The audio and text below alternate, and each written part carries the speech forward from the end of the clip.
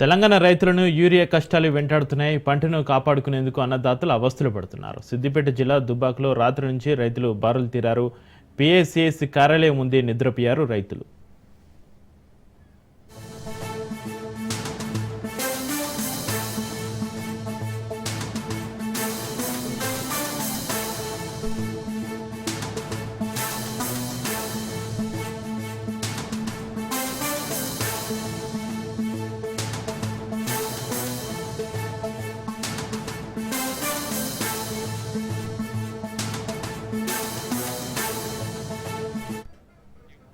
తెలంగాణ రైతులను యూరియా కష్టాలు వెంటాడుతున్నాయి. పంటను కాపాడుకునేందుకు అన్నదాతలు అవస్థలు పడుతున్నారు.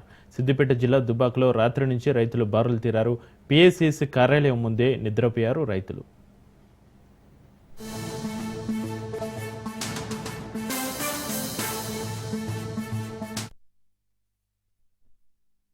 8 గంటలకు వచ్చి ఇక్కడ వండుకున్నాము. రైతులము 12 ఎకరాలు వేస్తే ఒక్క సంచి మాకు మొదలైతే లేదు. 2 సంచులు ఇస్తే మేము బాగుపడతాము. 1 ఎకరకన్నా చల్లుకుంటాము. ఈ గోస మాకు ఎన్నిటికైనా రాలేదు. ఇప్పుడే ఇదేసారి వచ్చింది. దయచేసి 2 సంచులన్నీ ఇవ్వాలి. లేకపోతే ఒక్క సంచి ఇస్తే మాది అది ఎటు కాకుండా అవుతుంది. చల్లినట్టు లేదు, చల్లనట్లేదు. ఇంత గోస ఎన్నో రాలేదు రైతులకు. 8 గంటలకు వచ్చి ఇక్కడ వండుకుంటే ఎప్పుడు వచ్చేది దారి ఇతరులు లాస్ట్ పొద్దుగాల వచ్చిన మనుషులకు వాళ్ళు ఒక్కొక్కటే ఇస్తారు. ఇల్లు కూడా మాకు ఒక్క సంచి వద్దు, 2 సంచులు ఇవ్వాలి సార్. దయచేసి చెప్తున్నాం. రైతులం 12 ఎకరాలు వేసినా నాకు ఒక్క సంచి ఏ మొదలవుతుంది.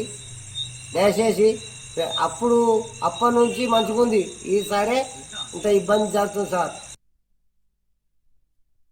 మాది రామకపేట గ్రామం, దుబ్బాక మండలం. మేము రాత్రి 9 అవుతుంది.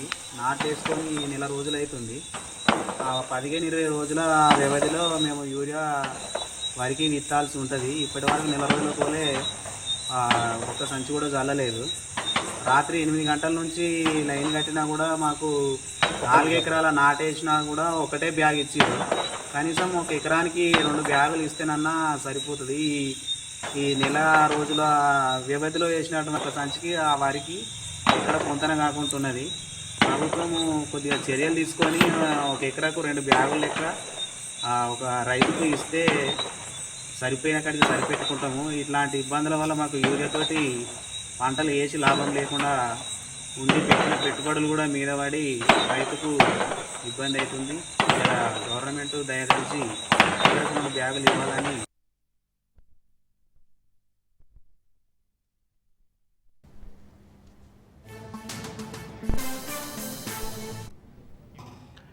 తెలంగాణ రైతులను యూరియా కష్టాలు వెంటాడుతున్నాయి. పంటను కాపాడుకునేందుకు అన్నదాతలు అవస్థలు పడుతున్నారు. సిద్దిపేట జిల్లా దుబ్బాకలో రాత్రి నుంచి రైతులు బారులు తీరారు. పిఏసిఎస్ కార్యాలయం ముందే నిద్రపోయారు.